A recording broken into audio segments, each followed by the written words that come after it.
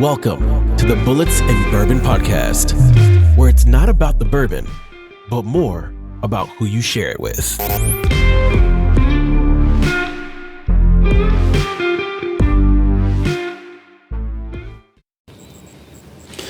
everybody, welcome back to Bullits and Bourbon, episode 31, coming at you for the weekend, and we're super lucky and excited. We have a really cool guest on today, and I'm going to give it to Dan because, Dan. So this is my cousin, Patty Spisak. She's was maybe still NCAA gymnastics judge. We figured with the Olympics coming up, what not a better time to have an not Olympic judge, but a gymnastics judge on. A pro to explain this. To get us a little pumped up a little bit about Team USA. And help us understand all these weird things and crazy moves that they do and how they score and all this stuff that we just really don't understand, but we're in awe constantly. But the other great thing is Patty's not a bourbon drinker. Yet. We are going to remedy that, hopefully. Either she's going to really like it or... And of course, you went heavy with the pour, I see. No, this because I smell just a little bit. Okay. And it's a small glass. This is a wee glass. Look at the size of that. Okay. So, yeah, I know it. Okay, just looks, okay. It looks extreme. It looks a lot. Yeah. Okay, so it's not that much. You take a couple of sips of it, and then we'll try the other one. But this is going to be a new experience for you. So you're sharing new stuff with us, and it's only right that we share new stuff with you. So Dan and I started off with a Jack Daniel 12, which this is new for Dan because he has been anti-Jack for most of the years that I've known him. Yes. And so you had the Sinatra. So I had the Sinatra. And now all of a sudden you're I like Jack. Yeah, I like Jack again. The 10, the 12. And yeah. So, but you've never reviewed this. No. You've never. I don't even know if I've ever watched we've had this one night with Craig, and he left the 12 sitting on the deck. Oh, that's right. Yeah, like it was garbage. Mm-hmm. Sorry. So what do you think of the 12? Really quick. We'll hit this one quick, and then we're going to get to do the fun stuff. Nice little hug. Nothing too extreme. Mm-hmm. And it's not overpowering with the banana flavor like you usually get with Jack, with like this Sinatra blend and some of the other products.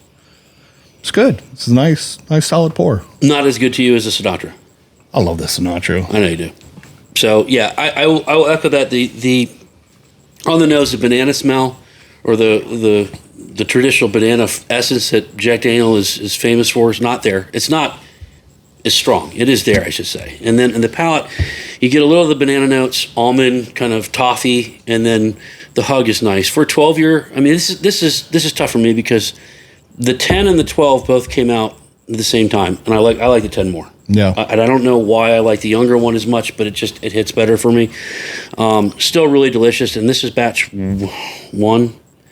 Batch 2 and batch 3 are different, much different. Okay. So, and a lot of different bourbons, the different batches are just going to be completely different iterations. So, I'm excited to try this. We'll have to see if we can't get Craig to accidentally leave another bottle over. Yeah, that'd be great. And we can just ransack his bottle instead of spending our money on it. I think that's fair. Nice. We give him enough money for bottles. Yeah, that's true. Yeah, that is a good point. So, yeah, Jack Daniel 12, if you guys haven't tried it, I recommend before you buy something like this, though, try to get it in a bar first. Don't, save your money. If it doesn't hit for you, try the 10. The 10 might. So, I mean, I like them both, but the 10, I think, is superior as far as those two go. So, on to the most important thing, which is introducing somebody new into the bourbon world or whiskey world. Mm-hmm. And we poured the first pour for her is Thomas S. More Chardonnay cask. So this is a really easy pour. My wife loves it. It comes in at I don't have my glasses on, 94 proof, I think. I need my glasses bad. In any event, this is a favorite for a lot of people because it's finished and it's smooth and it's got a lot of robust flavor to it, and it doesn't quite necessarily kind of torch your insides, right away. Yeah. So, and yes, it is over rocks, and we will continue to defend anybody that wants to drink their whiskey over rocks because we're doing it, and you drink your whiskey the way you like it. So, I am excited for you to try it. So go ahead. All right. Don't take a huge sip. Well, before I do this, I just want to thank you both for the invitation to be here. Thank you. Pleasure. It's our pleasure. Yeah, this is a treat for us. So, anytime we get to have somebody on, especially with the gymnast stuff, we don't have no idea what we're the questions we're going to ask. But a new whiskey drinker, we're stoked. So I'm looking forward to it. And thank you for your service. Thank I you. appreciate that. Thank you. So, okay, I'm All right. excited. I'm all giggy. All right.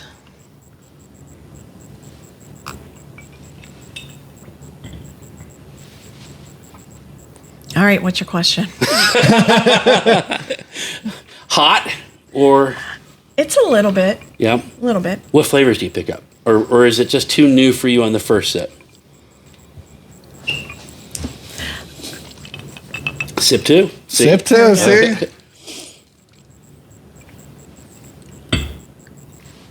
There we go. Definite oaky. Yeah? Definite oak. But after that, I don't taste. Was this the Chardonnay? This is a Chardonnay. You can't pick it up? No, I can't pick up the Chardonnay. It's interesting. Well, and I'm no good with the Chardonnay or really any of the wines except port because I don't know what their inherent tastes are. Mm-hmm. I guess I would know like the Madeira because I have that one a lot and I've had Madeira before. But if somebody goes, well, what kind of wine is Chardonnay? I'm like, I think it's the kind that's yellow Or red. or red. I have no idea. So Or white. yeah, or white maybe. Yeah, I have no clue. So, but it's interesting. You picked up the oak, and did you pick up any kind of vanilla or caramel, or was it just kind of Oaky. I did not. just oaky? I see, and I'm so impressed though because Dan for years would be like, "What's it taste like? Bourbon." Thanks. That's Bourbon. descriptive. And she managed right away to get oak. I almost preempted her to say, hey, when he asks you what it tastes like, just tell him bourbon. I'm like, it's a family thing. At this point, I'm just going to give A little up. inside joke. Yeah. So, okay, awesome. So, do you like it or what do you think? I do. It wasn't harsh. Okay, good. So, yes. I like Okay. it. Well, now I feel like we gotta have her do the rosé because that's even lighter, but it's got a little bit more flavor to it. What do you think? Are you up for it? Pour a little Glen. Yeah. Let me get another cup and ice. Take these off for just a second. So while he's getting ice and getting his drink ready, we might as well start to dive into some of the questions. How long have you been judging gymnastics in general? In general, I started in 1985. I was actually working at a gym in California, teaching classes, but I got pregnant with my daughter Stephanie, and like you can no longer throw people's cabooses over their head when you're like 6 months pregnant. But I still wanted to be in the gym, so I took the judging test. You sit down, they bring you coffee, you watch nice gymnastics, and then they give you a check at the end of the day. Ooh. So I was like, I can do this. They feed you. You get to watch something you enjoy. Yes. And you get paid for it. And you get paid for it. I really made bad life decisions. Yeah, we did. Yeah. That sounds awesome. All right, so I'm going to get into this. Okay. This is the Penelope Rosé. Definitely a different color. It definitely got that rosé color. It actually looks Does like it? wine. Yeah. Well, see, I learn something new every day. I'm curious what you think about that one. How? This is one of Jennifer's Favorites. favorites. She kills it off way faster than I can find them. I definitely taste the wine more Do you? in this one. I Interesting. would almost think this is a rosé. Wow. Yeah. Huh. I don't taste too much bourbon in this. I don't. So this is 94. So this is a little bit higher, I think, than the Thomas S. Moore. If I'm correct, I can't read. I don't know if the first one is messing with this one.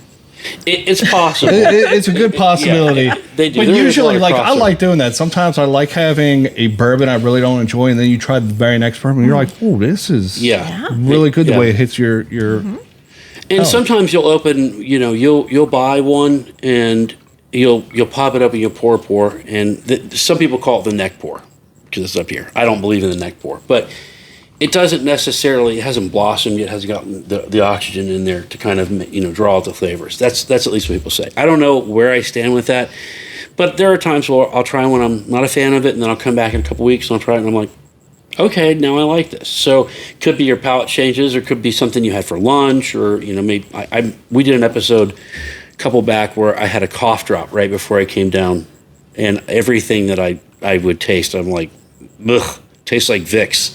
So it all depends on what what you've had in your mouth, or maybe what you've had for lunch. So, But that's interesting. You were able to pull the wine out of that right away. So you like this one better than the other one? Mm-hmm. Okay. Well, you finish that and you want more, you go right ahead and you let me know. And here's water. I want you hydrated too. Yes, hydrate. So back to the gymnastics piece. So I wanted to ask, though, before. So you were a gymnast before when you were growing up. So you did all that fun stuff. Did your daughter then go become a gymnast too? Your children never do your sport. Yes, that is true. Yeah. Yeah, yes. And then I'm like, well, no, that's about accurate. Avery really didn't. He did baseball for a couple of years, and then he was done with it. Yeah.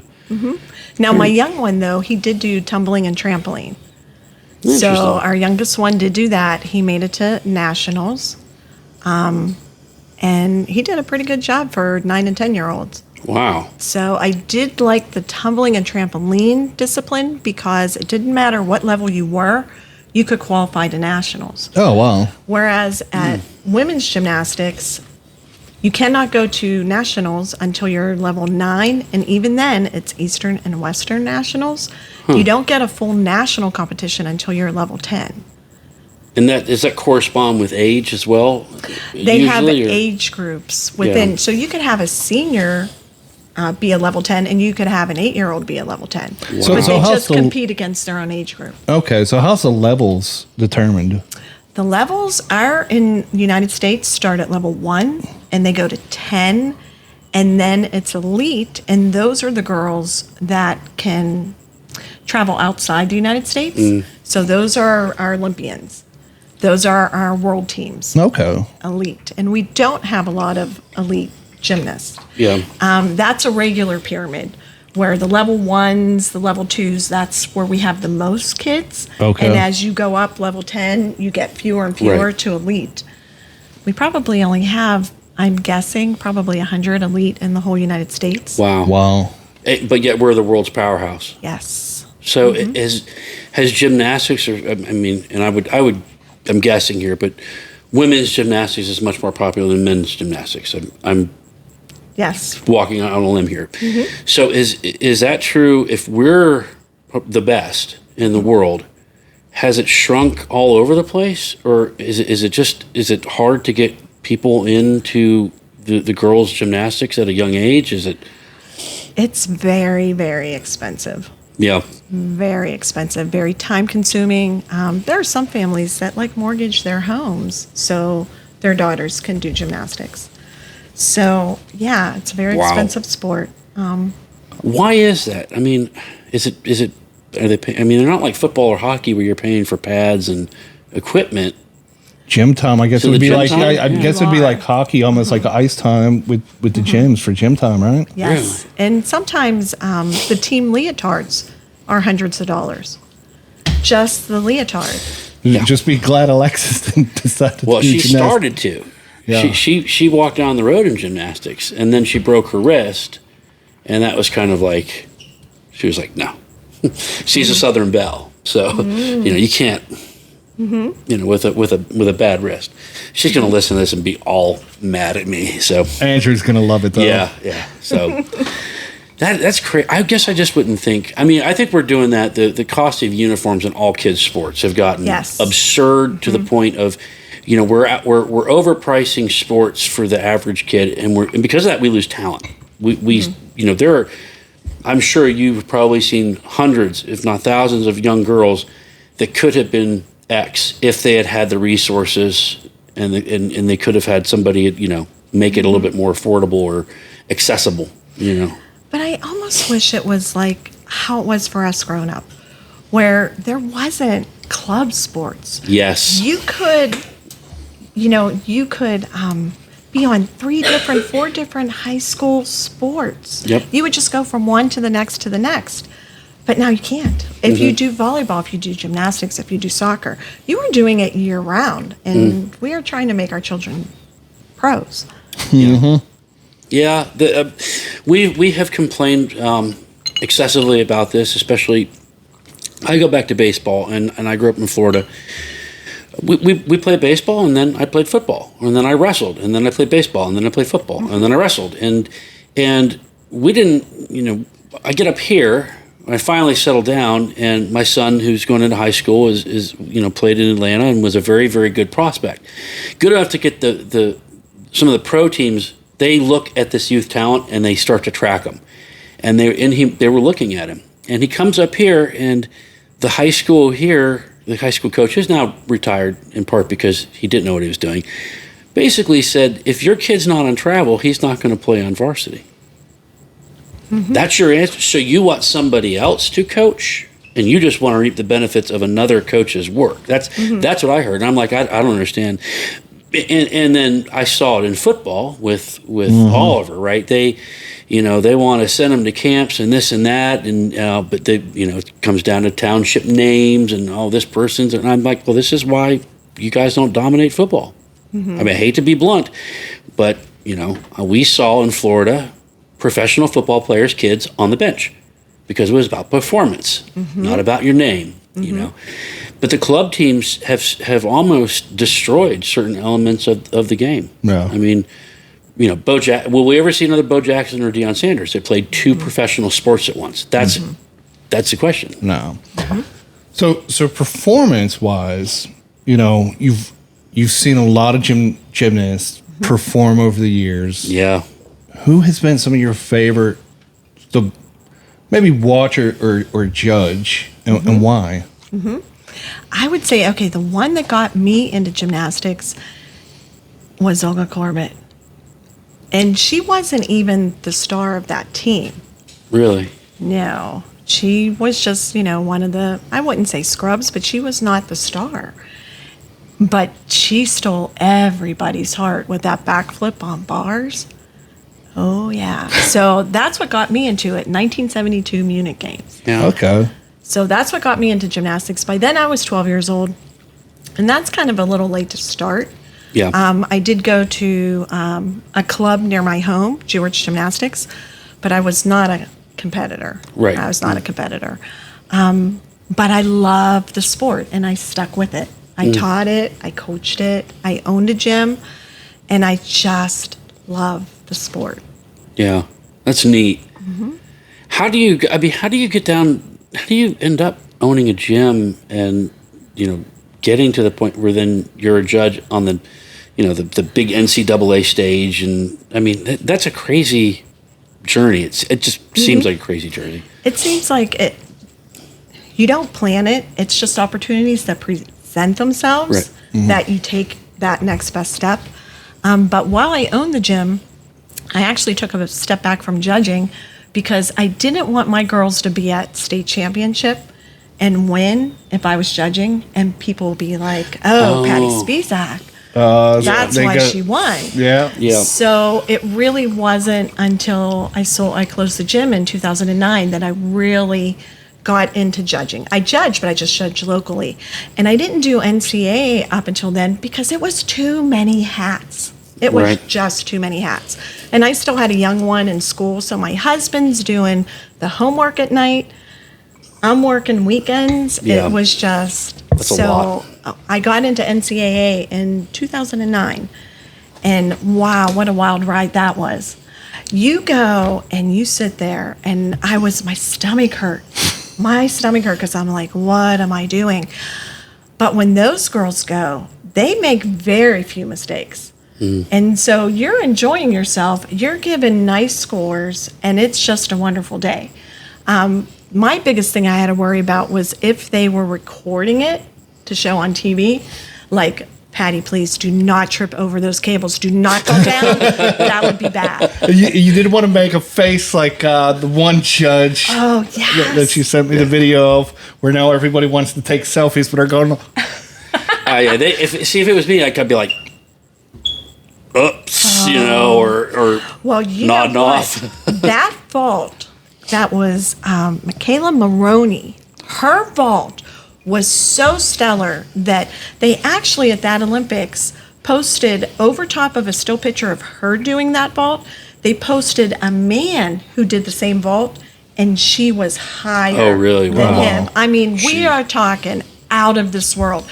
So when Cheryl Hamilton made that face, and Cheryl Hamilton's from our backyard, she's in our region, she's from Delaware.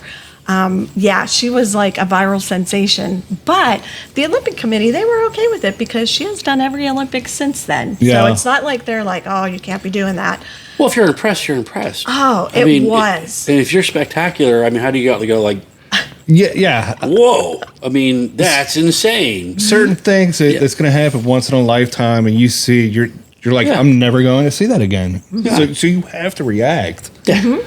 I mean, which is kind of the point of a performance is to get a reaction. Yes. That's, I don't know if we're forgetting that, but this is sport and it's art and it's you know it's stunning. I mean, we talked about it before, but I remember the '96 Olympics. Carrie Scruggs. Talk about like, I remember when she landed it, there were guys just like throwing punches. They were so jacked up because they were like, that's our girl. She just won it for us. Get some, you know, and really kind of like that moment was huge. And, you know, since then, or really has it been since then that the women's gymnastics team, the U.S. team is the supreme? That was 96. And we took number 1 in 96. But the following one in Sydney, Australia, we came in 3rd.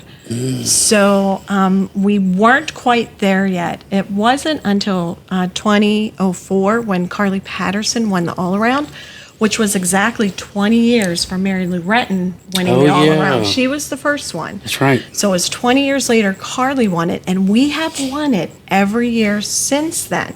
Oh, wow. So if Jeez. someone on the American team wins it this year, it'll be 20 consecutive years of Olympics that we have won the all-around. Have we won that in the worlds too, pretty much, or is it different because they just don't? It's different, and I didn't do homework on worlds, Jason. Yeah.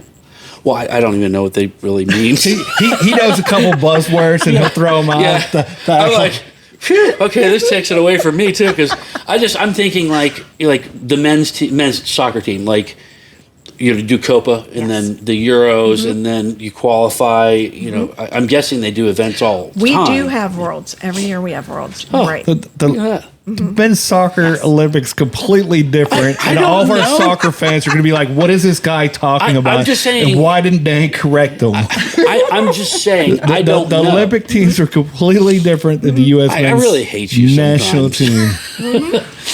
I got lucky with the worlds. See, so See, I'm feeling pretty like good I said, right now. Chase likes buzzwords. Yeah. So generational talents. You know, we're going in to the Summer Olympics 2024. Simone Biles, Simone Biles, like. She's the Do you think we're ever going to see anybody that talented again? I can't imagine. I absolutely cannot imagine. She keeps getting better every year, learning new skills, more difficult. She must have 6 or 7 skills named after her. Oh, really? Yeah, she's wow. the GOAT. I didn't realize that. She's yeah. the GOAT. Yeah. And I had asked you this, but isn't the women's, basically, U.S. women's are so difficult that it just kind of puts the rest of the world to shame as far as. Right, our difficulty. So let's talk about how we score now. Yeah, I'm curious, big time curious about that. I feel like I need a whiteboard. Okay, so Formations and stuff, yeah. for those of you listening, just like close your eyes and try and picture this on a whiteboard. Okay, so Nadia, back in 1976 Montreal Olympics, she was first one to score perfect 10. And back then, we didn't even have a 4-digit screen. So it showed up as a 1-0 because we couldn't even deal with it. So from then, what happens is when a gymnast does really well and she fulfills every requirement that's expected of her, but she doesn't do a lot of extra stuff, she could get the same score, a 10, as somebody like Simone, who is doing like crazy difficult skills and also has good execution. Simone would be trapped in a 10-0 also. There's no way to differentiate between the gymnast. So in 30 years, it took from 1976 to 2006 for them to come up with a new scoring system, and they call it Dakota points. All right, so this is where we need the whiteboard. Okay, so close your eyes. Okay. It is actually the combination of 2 scores that the judge has to come up with. The first one is a 10-0, so they're starting from a 10-0, And as you do your routine, if there's any errors that you make, they're deducting from that 10-0. So if you fall, you deduct. If you lose amplitude, meaning you don't jump high enough on your leaps or jumps, or your flips aren't high enough, they're going to deduct. If your knees are bent, if your head's out, if you don't have enough split, they're going to deduct from that 10. So if it's perfect, you're going to keep that 10-0 score. If it's okay, you're going to have 9, 8, Right. kind of like that. Now, the second score that the judge has to come up with is the difficulty. That one starts from a 0. So one's here, and it can move down. The other one is going to go up depending on how much or how difficult your thing is. Oh, you get it. So it's like a... and you want to be up here. Yes. Not here. So that is why some people have a 14.375 and some people have a 15.75.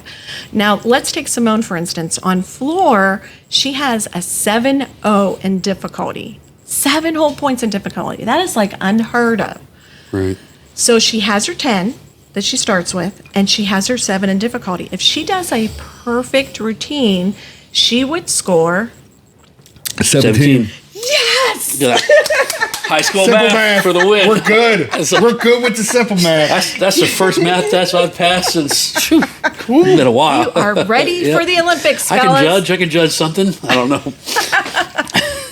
That is cool. I did not realize that it was a fluctuating 2-scale system. 2-scale. Yeah. So how do you determine the difficulty? Because to me and Jason, getting off the couch is difficult right now. Listen, So if it's you like, say squat down, jump up, and run and jump over the couch, I think I personally should get a 10-10 for that 20 and the trip to the hospital. yeah. Because I see it, I'm like, that's a 10, that's a 10, that's a 10. Yeah. Actually, the code of points designates what every skill is worth. Okay. If it's worth 1/10 or 2/10 or 5/10 in bonus, depending on how difficult it is. So going in, using Simone as the example, does a judge know already that this is a 7 Like if it's a difficulty?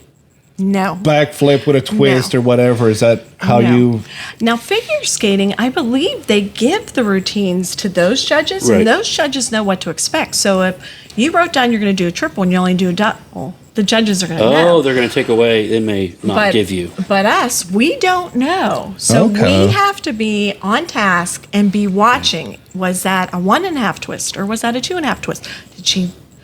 We have to, on the fly, write it down and document it. Could a gymnast just, if they decided to, just go for it? If there was something like, Absolutely. you know what, I'm feeling wiry. I don't know what their coach I'm will going to do a think, but quad, yeah. triple, backflip, high kick, goose pose or something. Because I can almost like the way that Simone goes. It's just so dominating. And it's like, is she about to like fly through the roof? And Yes. it's. I mean, she's intimidating when she does her routine. It's not like When she does her routine, my brain goes back to NBA jams when you got, on fire and you could dunk from half court. Yeah. When I see her doing her flips, I'm like, oh my goodness. It's kind of like when Conor McGregor would walk out to the octagon and he'd kind of walk out with that stupid walk. She could do that. Because when she walks out to the I'd love to see that. I don't think the U.S. Olympic team would ever allow that. How awesome would it be though if she just sauntered out there with the Conor McGregor walk? I think with gymnastics got that essence of class. Yes, it does. You It still got would be to funny. maintain and keep that essence of class. We are not gangsta. But that's the presence that she brings. I mean, She's I kind of feel like when you phenomenal. watch her, it's like, yeah, she's going to win. You know, it's like foregone conclusion. Well, it's you know? always like, what kind of crazy stuff is she going to come up with this time? So we had asked this. I mean, we're the U.S. should be very proud of this because we're the best when it comes to the gymnastics portion. But it used to be different, right? 20 or 30 years, 40 years ago, it was Romania and Russia and China. And then it's just now it's kind of flipped over. And I had asked you, well, what happened? And you brought up something that was just very interesting and true. And if you could just share that, what happened to the Olympic athlete at that point that changed it? The body type and the strength of them? I believe that most of the time, your body type picks your sport. That's not always true. Right. And we talked about that. Spuds played Spud basketball. Webb, yep. Janet Evans, little tiny things, should have been doing gymnastics. She was winning swimming. Yeah. So, but most of the time, your body type picks your sport. And so that's kind of what went on. Yeah. And then now the girls are much more powerful and stronger. They're so powerful. And that is why this new code of points kind of weighs in our favor. The ones who are still elegant and poised, yet dynamic, I mean, they're still doing difficult things, but they are not doing the skills that our girls are doing. Because they can't generate the power? Is that what it is? It's just a power issue. So it favors those girls that are going out, that are athletic. Yeah. That are fearless. Yeah. That are trying those big skills. That's interesting. Because I just remember when you're growing up, it was the Romanian girls. The and they small, were just, petite, the Chinese, the Russians. Princesses. Yeah, they're just little princesses. I mean, and you're like, I would almost watch and be like, oh, God, if she doesn't land this, like, she's going to break in half, yeah. She's going to break in half. Like, you know, and you feel like when our girls are, like, flying through you're like, well, if they land, they'll just, you know, come down like Thor, right? Shockwave, roll out, and then get up and kind of like, yeah, anyways, you know. Well, that plus the equipment. I don't know that you realize it, but pretty much every piece of equipment has springs in it. The floor has springs in it. The balance beam has springs Really? The in balance it. beam The vault table has springs in it. Yeah. I never thought the balance beam. Wait, is that the horse thing? Not the horse, the balance beam. The little thing. Yeah, it is more forgiving. It's padded. Oh, no kidding. When I did gymnastics, it was wooden. It was not forgiving. Yeah, but you now were it's padded and there's like a little bit of spring in there. Whew. Yeah. Yeah, I remember a summer camp. They're like, oh, we're going to get all the boys up there to do something. I'm like, nah. I'm good. I'm good. You don't want to That's get a on the solid piece of wood, bro. If I land on that, mom's Wrong not way, They'll yeah. never be grandkids. Like, too brave.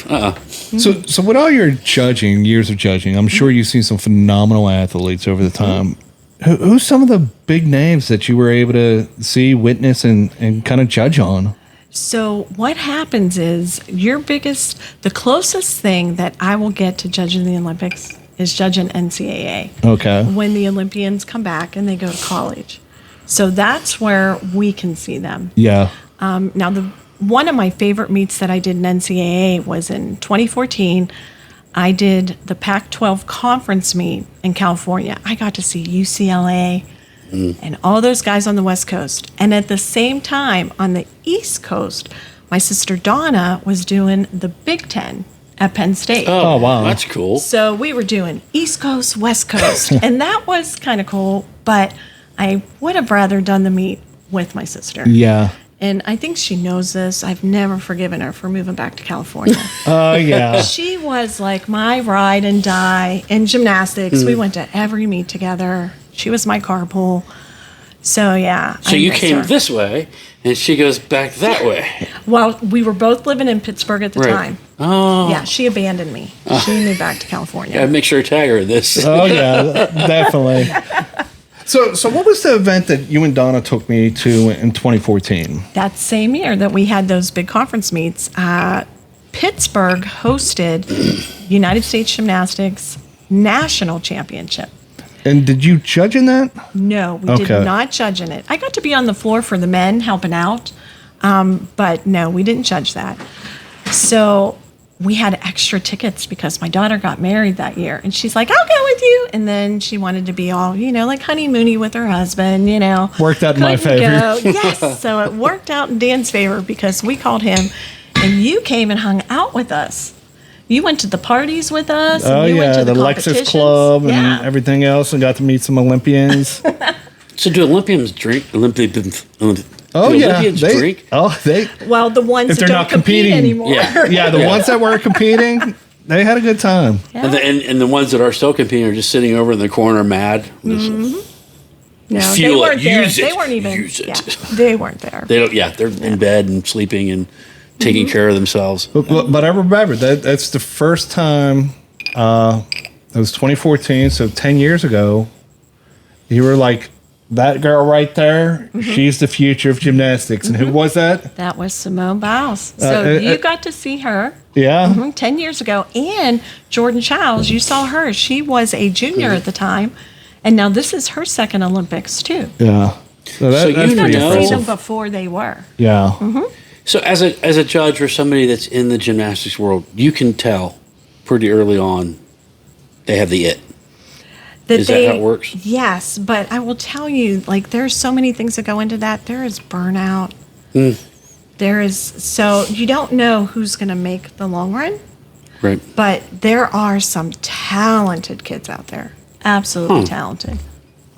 So what would you tell people that, I mean, especially, so we have this weird age range. We've got 25 to 60. to 60, yeah, that may have kids that are starting to poke around with I want to do this sport or that sport or this sport. What do you tell parents that are thinking about getting their young girls into gymnastics and boys? I guess we should be a little bit more gender inclusive, but I mean, let's just face it. Our women's gymnastic team, they're the easy. They're what you watch. I mean, you know, what do you tell parents? Like, how do you sell this? Well, I tell them that they need to go and check out the gyms themselves, because I do have people that would call me and say, like, what's the best gym in your area?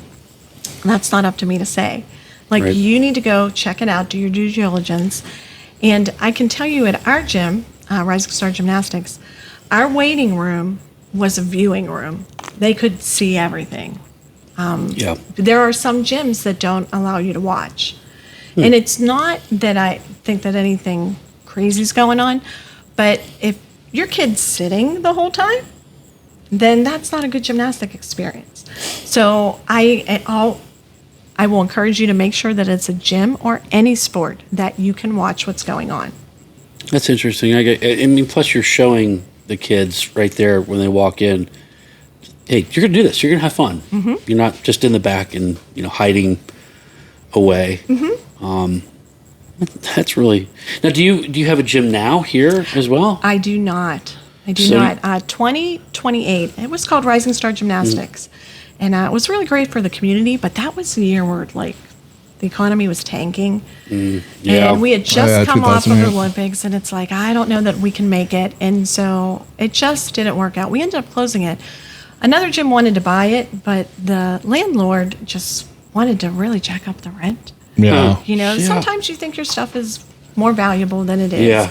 And so they didn't buy it, so it closed, and that facility sat empty for 24 months. I'm like, dude, Greed. yeah. That's what Greed kills everybody. Yeah, that's what greed Yeah. will get you. You know, instead of having a tenant in there. You know, Yeah. I mean, yeah. The recession in 2008 it did a lot of damage. I would say equal to what COVID did. Yeah. For small businesses. With the exception that COVID seemed to drive a lot of other hobbies. Yeah.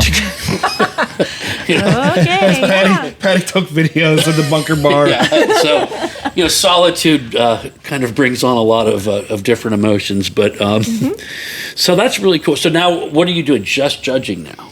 Well, now I'm kind of trying to take a step back, and I'll probably only do a few meets this year, my favorite meets, and then I'll retire, because the year after the Olympics is when all the new rules come out and all the judges have to retest. Oh. It's not Oh, wow. like the bar where once you pass Yeah, the bar, you're you're good. done. Every 4 years we have to retest. Ugh. And I thought, you know, I'll be 66. And I really think I want the younger people. We have some fabulous young judges in our area coming up that I think they're going to do a wonderful job. And you were talking about how some of the judges are just so, they stay around so long. Kind of like our politicians. Yeah. So it could skip a generation of judges. You're not guaranteed to progress up as you know through it. That's just interesting. I guess is it like that for a lot of the Olympic sports that have judges, or is it just? You know, I don't know that. I'd be curious to like with swim. Well, no, swimming is time all except for the what's one that they look like? Diving, and what's the other one where they make all the different formations underwater? Synchronized swimming. Yeah, that's insane stuff. Yeah, that's You got to have some lungs for that. Yeah. I was thinking water polo because that's another sport that's Yes. insane. My son-in-law did that in college. Yeah. That's crazy. I think at some point. Well, and what other sport does judging? Can't think of. Judging. I can't think of another sport Olympic sport at least. Boxing. Boxing. Boxing. Yeah, you're right. Remember the Boxing, 1988 wrestling. Olympics? Yeah, that's right. Yeah, something went wrong there, and that guy just sat down in the middle of the boxing arena and was like, Yeah, I'm not moving. This wasn't right. yeah. I wish he had a mic. If he'd been mic'd up, Oh, yeah. he would have seen how many languages he could have said what he wanted to say in. So my question is, the Olympics are coming up in a few days. Is it What a are few some- days? 2 weeks. 2 weeks, Yeah. not too far few away. days. Few days. So what are some things you're looking forward to in this Yeah. 2024 Olympics? All right. Well, we have a wonderful women's field. For the team, I really think it's going to be USA. Okay. Yeah. I don't know if any other team can catch us if we are on. As far as the all-around, Suni Lee, we hold the reigning champion, Suni Lee. We have Simone Biles. There is another little girl, I think from Brazil, Rebecca, that could challenge Simone for the all-around. Really? Simone and Oh, that's Suni. gonna be So interesting. look for the little girl from Brazil, Rebecca. As far as individual, let's see. We have Suni Lee's bars are crazy. Yeah. But there's this other little girl from Algeria, and I think she has a 7-0 in difficulty on bars. So you got to. Suni Lee had the bronze last Olympics, so she's looking to move up. Okay. Yeah. So, but this little girl from Algeria will give a good challenge, as will Simone. Simone on every individual event, you got to look out for her. Yeah. We have a little girl, Riviera, on beam. She is 16 years old. She could take something in beam. So we have a really strong field for the Olympics. But how many golds do you think Simone's walking away from? She could get 4, 5, 6. She could get 6. So would she become the all-time greatest Olympian at that point? She may be that now. I couldn't I'm not remember, sure yeah. because I know she passed Michael Phelps. Yeah, Yeah, she did she pass did. Michael So- Phelps in the last Olympics. Who was the only other person that was left to? I thought Michael Phelps was the. But she could put it so far Yes. Out of ahead. touch. Yeah, out of touch. That Oh, my what do you, gosh. what do you won't do see after anything. that? We won't see anything like that for another 50, 60 years, maybe. No, she's stinking amazing. And she's young comparatively, right? 24, I think. 24, well, 26. that's kind of old for the Olympics because Riviera's 16. How's that make you feel? How's that? 24 is old for the Olympics. But it's okay. 40's all right for combat. 24 is too old for Olympics. Man, I chose 24, everything what wrong did in my you- life. You just turned 24. What did you do with your life? You're done. Get out. Yeah. In her case, though, it's millions of dollars, and Yes, she has a lot of yeah. things open for her. Probably acting or something like that because she's got a personality on her too. Oh, yeah. That she's funny. So wow. Yes. And her whole thing with her teammate Jordan Childs, Jordan was struggling, and she reached out to her. She was like, honey, come train with me. Just come alongside me. Come to the gym I'm at. And before you know it, they're on 2 Olympics together. Well, steel sharpens steel.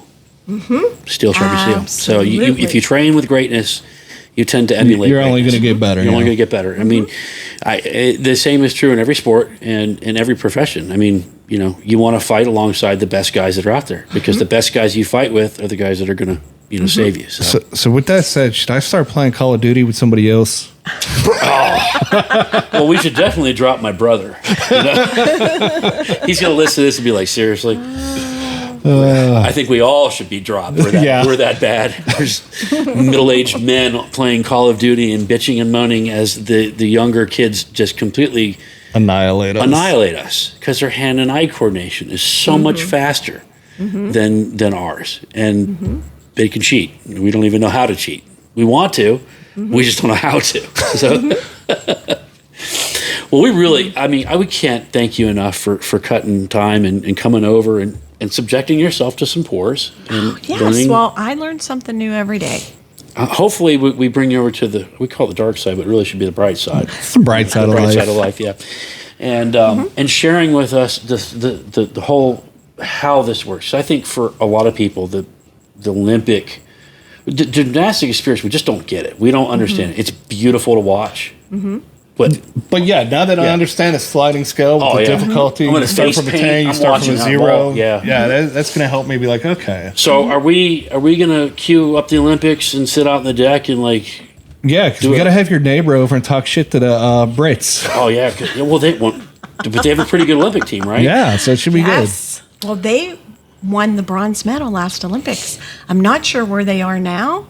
So this maybe is gonna they're be fun. looking to move up. Well, they can move up to second place. The first loser, as our men's national or our men's basketball team probably won't even medal at the rate we're going. So very, very. This will be fun to do. Oh yeah, it's going to be a fun Olympics. Yeah, but absolutely can't thank you enough. Thank you for coming over. I know that it's probably you're freezing down here. How cold is it? No, I'm fine. Yes. It's because you turned it down. I didn't turn it down. You definitely turned it down. I didn't turn it down. I did turn it up, which then, of course, brings it down. But thank you. You're always welcome. Come over if you want to, continue your whiskey journey. Have Dan bring you by, and Jennifer can pick out the next couple pours, and we'll get you down the road. I'm really excited that you like that. So Well, I thank feel you. like we won. So as always, thanks everybody for tuning in. Bullits and Bourbon. Check this episode out. Don't forget to like, follow, do all that crazy stuff. But more importantly, get ready to check out the women's gymnastic team as they go forward and absolutely just kick ass. Crush it. Crush it. Yeah. And now that if you listen to it, you kind of understand what they're doing. I'm jacked. I think we're gonna have a great Olympics. And until next time, like we always say, stay thirsty, my friends. Cheers to you.